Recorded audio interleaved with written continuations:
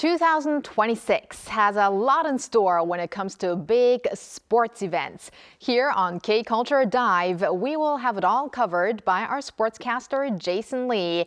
And today we've got football, baseball, and Winter Olympics to dive into. So let's welcome Jason Lee into the studio. Hello, Jason, and Happy New Year. Happy New Year. Good afternoon. So it is the year of the horse, and I kind of feel that horse and sports kind of fit well together. Absolutely. And let's talk about the great beginning to sports, because 2026 started off very well for a pair of soccer players, right? Absolutely, yeah. A couple of goals over the weekend for Korea's soccer players. Both Hwang Hee-chun and Yang Hyun-jun scored goals over the weekend. Let's start with Hwang Hee-chun, who also assisted on a goal as well. Just 4 minutes in, Hwang made a nice move down the left wing for Wolverhampton and then centered to John Arias, who converted for a 1-0 lead. And then later in the 30th minute, Wolverhampton was awarded a penalty shot, and Hwang Hee-chun was called on to make the shot, which he confidently placed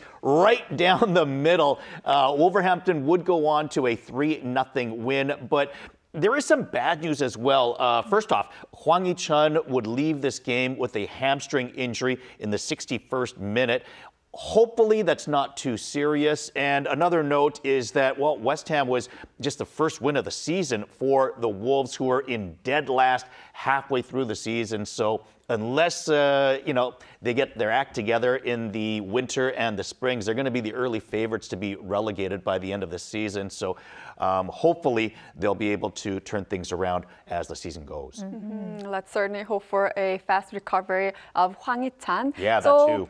And now I want to talk about the goal scored by Yang Hyun-jun with Celtics. I know it's one to remember, right? Absolutely. Hey, if you have not seen the highlights of this game yet, boy, this one was a beauty. 19 minutes in, Celtics game against the Rangers. Yang was taking the throw-in down the right wing. The ball was actually given back to him around the sideline, and then he just exploded past like 3 or 4 defenders and then rocketed this shot upstairs. Honestly, this is one of the best goals that I've seen by a Korean player over the past year. And Yang Hyun-jun, he's not really a guy that we hear about or talk about too much when it comes to goals because he's a wingback. So he isn't usually up there that far up to score goals. If anything, maybe to provide some cross-ins to make goals. But anyone who's seen this goal, you have got to be impressed. And hopefully this play will give him a lot more confidence going into this year to take his game to the next level. Right. I was impressed by that goal, even as a non-soccer expert. Just really no one could stop him in that goal. And yeah, it looks like 2 Korean players are demonstrating their skills, especially ahead of the World Cup coming up as well. And Jason, sticking with soccer, the K-League will be losing one of its heroes of 2025 season.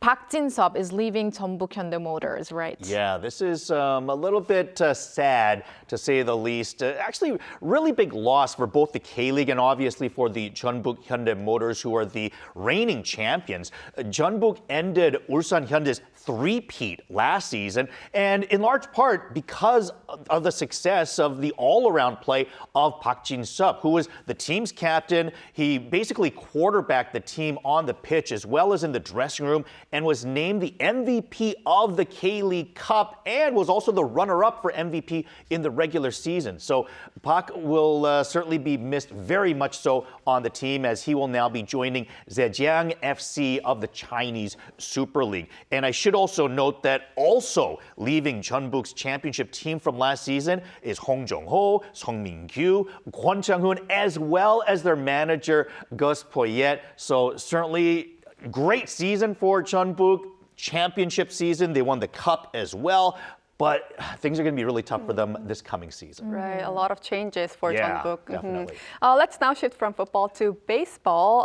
It looks like Ko Woo-seok will be staying in North America, but he doesn't have a guaranteed spot with the major league yet. Yeah, no guaranteed roster spot. He signed a minor league contract, perhaps to the chagrin of the LG Twins, of course, who still own his rights in Korea. The former Twins closer continues to pursue a major league opportunity, and his most recent contract is actually with the last team that worked with him, the Detroit Tigers. Go Suk started off with the San Diego Padres a couple of years ago, but was sent down to the minors before making an appearance with the big league club. So he is yet to play in Major League Baseball. He was later traded to the Marlins before being released, and then he was picked up by Detroit last year. Now, all this time, as mentioned, he's yet to get into a Major League debut, but the fact that he was signed by the team that last used him last season, I think this is a good sign that they like his potential. They see that he's capable. And if they can just work with him a little bit, maybe he can, get over that hump. He's still young, just 27 years of age. So hopefully we've yet to see the best of Go, Go, Go. Mm-hmm. And now let's go to Italia and talk about the Winter Olympics, Milan Cortina Winter Olympics, which are exactly a month away. That's right. Now. Yeah. And Jason, you're going to give us like a preview of what we can look forward to, especially for Korea's medal hopefuls. So what or who are you going to introduce to us today? Yeah, I want to give some hope to some of Korea's medal hopefuls. And today I want to talk about Korea's curling team for the Olympics. Now, I remember back in 2012, I actually made a bit of a prediction. This is before Korea had ever competed at a Winter Olympics in the sport of curling. I said that Korea should invest a lot into their curling program or into a curling program. And if they were to do so, then surely they would win a gold medal in the sport before too long. Now, that prediction could be right around the corner. Kim Eun-ji was a member of Korea's first entry into the sport of curling back at the Sochi Olympics in 2014. She will now be the skip of Korea's women's team for Milano Cortina next month. And you might remember Kim Eun-jung with the Garlic Girls who won silver at the Pyeongchang Winter Olympics back in 2018.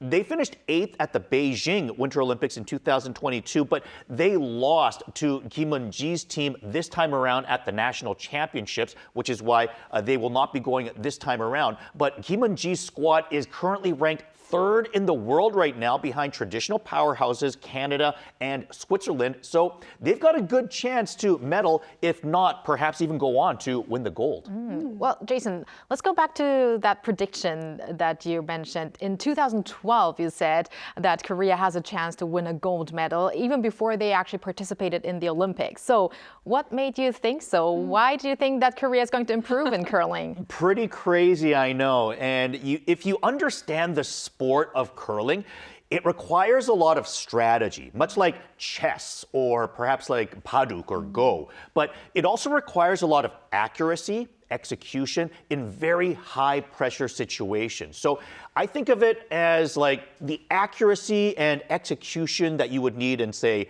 archery or perhaps golf, which of course Korea dominate in particular archery. And then you need the wit of games like chess and Go. So if you mix those all together, it's even a lot like RTS games, real-time strategy games in esports like StarCraft, League of Legends.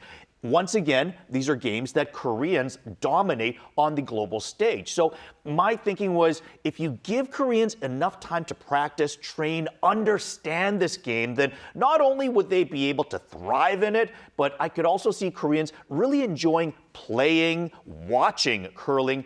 And I think we've seen certainly the passion that Koreans have towards curling already when we saw them win the silver medal run with Kim Eun-jung and the Garlic Girls at the Pyeongchang Winter Olympics in 2018. So hopefully Kim Eun-ji and her team will take that to another level with a gold medal run next month in Milan Cortina and perhaps make a great prognosticator out of me as well. Oh, looking forward to that to happen. Yes, let's look forward to that. And speaking of curling and Garlic Girls, as you've mentioned, Garlic Girls will still be represented in the next month in the mixed double events, right?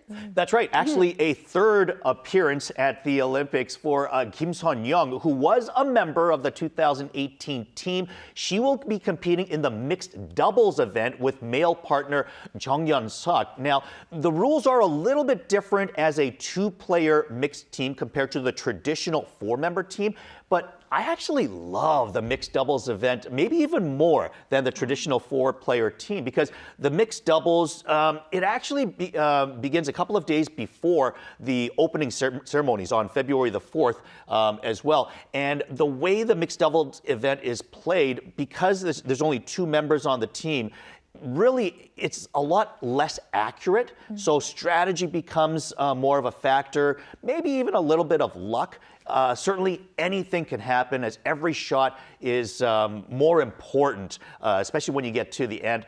It leaves everything wide open for a result. And I think Korea's got as good of a shot as anyone in the mixed doubles event as well. Wow, well, we're going to root for them. And it looks like there's a lot to look forward to in winter sports and also the rest of the year. So thank you very much, Jason, for your first appearance on K-Culture Dive. And looking forward to next week. Thank you, Jason.